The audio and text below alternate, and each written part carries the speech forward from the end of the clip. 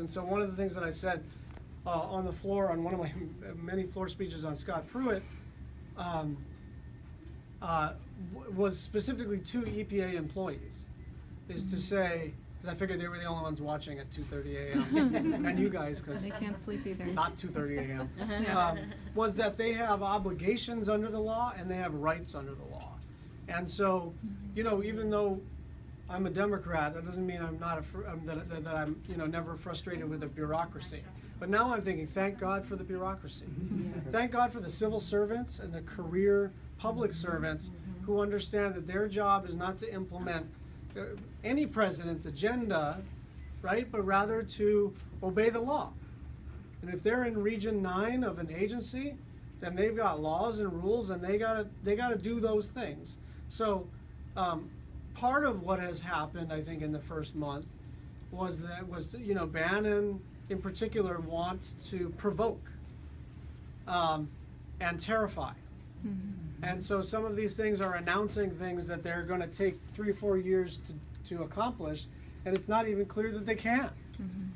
So just, I mean, you know, I have Andy Weiner, my chief of staff here. He used to be at NOAA under President Obama, and he knows to undo a rule is actually it's not just as hard as making a new rule, it's harder. Because what you have to do is you have to go through the whole rulemaking process, and then you have to reverse all the findings. And then a judge has to determine that you weren't arbitrary in reversing all the findings. In other words, you cannot just say there's a new president, we want a new rule. So all of that rulemaking, not so easy to reverse. All of that lawmaking, illegal to reverse. And so one of the things that I want us to remember is that we are still this grand experiment in self-governance, right? We're still in charge of our government.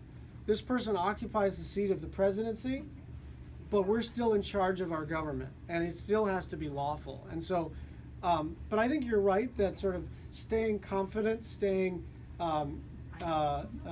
happy as a person, it can be a little bit of a challenge during this time. I would just remind you that this may take a while, right? And so whatever you need to do to stay in this and not run out of steam, that's good for the team too. I'm gonna do I'm gonna do 5 more questions, and I'm gonna give you very quick answers. 1, 2, 3, 4. Let's do 4, 5. I have concerns about the mental health of our president. And is there an agency, or is there someone that oversees that, or is it his own doctor? Or honestly, I really am very concerned. Well, I'm concerned about the actions of the president. I'm not going to diagnose him, and I think it's very, you know, it's a delicate conversation to have, not just because, just for the obvious reasons, but also mentally ill adults are not dangerous, right? Thank you. And so when we characterize him as crazy, I think it does a disservice to people with severe and persistent mental illness who are actually not a danger to the republic.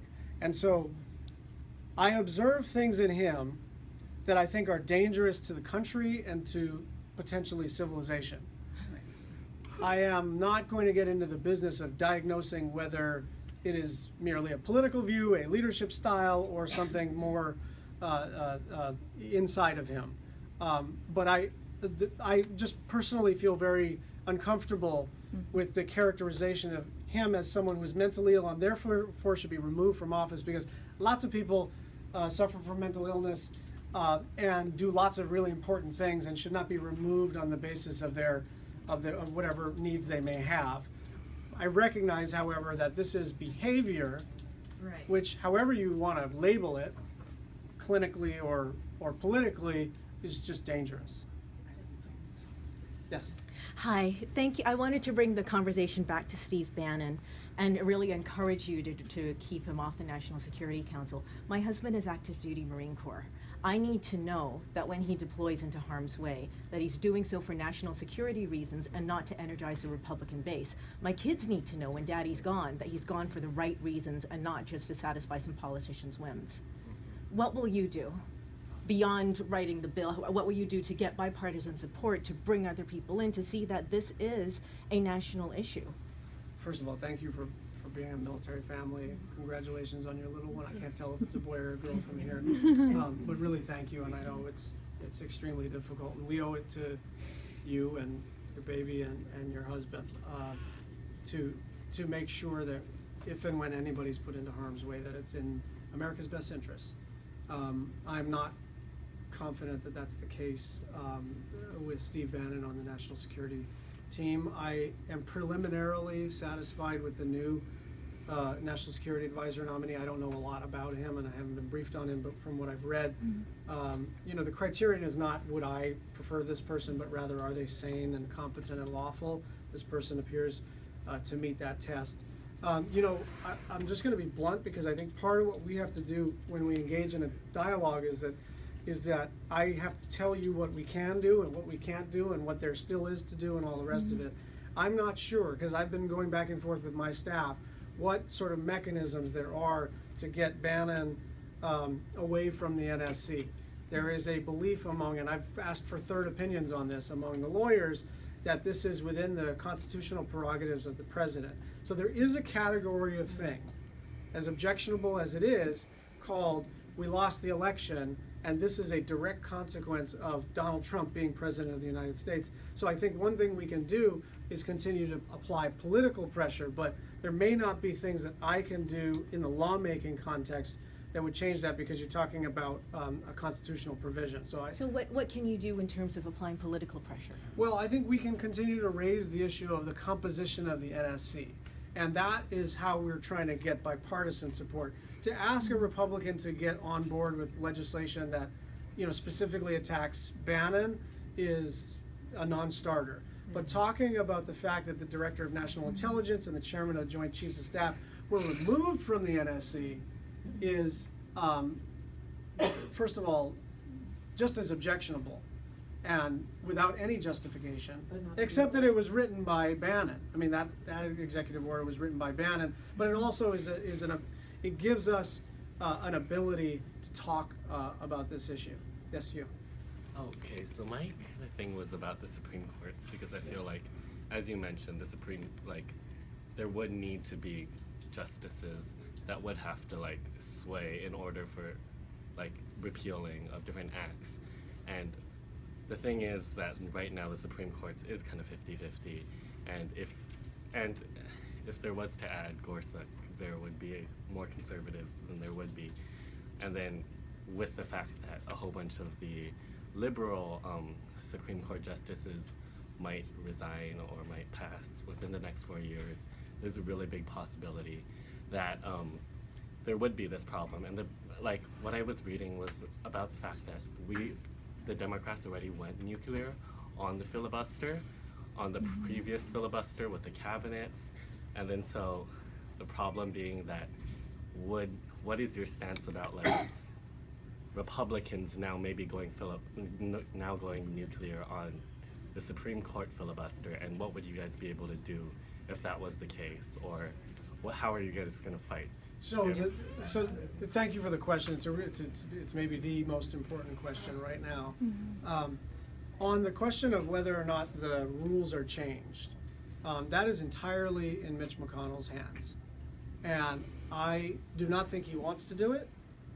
But I think he is going to go through with it if we oppose Gorsuch. Well, let me tell you my concern about Gorsuch. There is among lawyers, and I'm not one, among lawyers there is a kind of collegiality where they talk about him in the same way they talked about John Roberts, actually. He writes so clearly, he thinks so well, and then you go to the resume, which of course is perfect, right? I mean, these guys, they come out of the Federalist Society, they are handpicked for being impeccable, right? And for being almost indecipherable in terms of having a right-wing agenda. And so it shouldn't surprise you that this person is coming out of the sort of John Roberts school. He's going to be charming, he's going to say very little, but in very, very clear-minded ways. Sorry, we're going to let the paramedics. Yeah, let's Okay. all back. How about if I go out the door? I don't want to disturb, because this is really important. Yeah. She's cute. She's cute. Talk about So- future, Jason. So, let, Why don't we keep going That's so a- she doesn't feel as she's okay. self-conscious? so I worry because I think people worry, in fact, think too much about the personal temperament of the nominee, which I'm sure is impeccable, about the intellectual qualifications, which I'm sure is impeccable. I mean, right?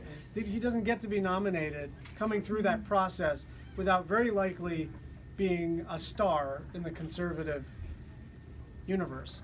But I think the way we should look at this is that, just like John Roberts, on the stuff that structurally changed America, on the Voting Rights Act, right? On giving corporations constitutional rights, under Hobby Lobby, or Citizens United, on the stuff that really structurally changes America to advantage especially corporations and to disadvantage especially people, especially vulnerable people. I have a feeling that this individual is going to be right down the line. And so that's my concern. I always say that I will meet with a nominee before coming to a conclusion, but I would just say that his record is, his temperament, his resume is sort of beyond reproach as near as I can tell. Now, maybe something will come up that'll show me something different, but his judicial record is actually well to the right of center, and specifically on Hobby Lobby, he was one of the opinions that sort of laid the groundwork for conferring on a corporation a constitutional right to the exercise of their religion. Okay, so remember that under Citizens United, they have a constitutional right to speech, which is under Buckley Money. considered money. Now that was radical enough, but there's now a new right being given to companies that they get to have religious rights. Corporations get to have religious rights. I find that to be a pretty radical and new doctrine, and it's really hard for me to understand how how a corporation has any right to the free exercise of the corporation's religion, especially at the expense of the individuals who work for the corporations. There were two last questions, and I'm definitely getting the hook. Yes.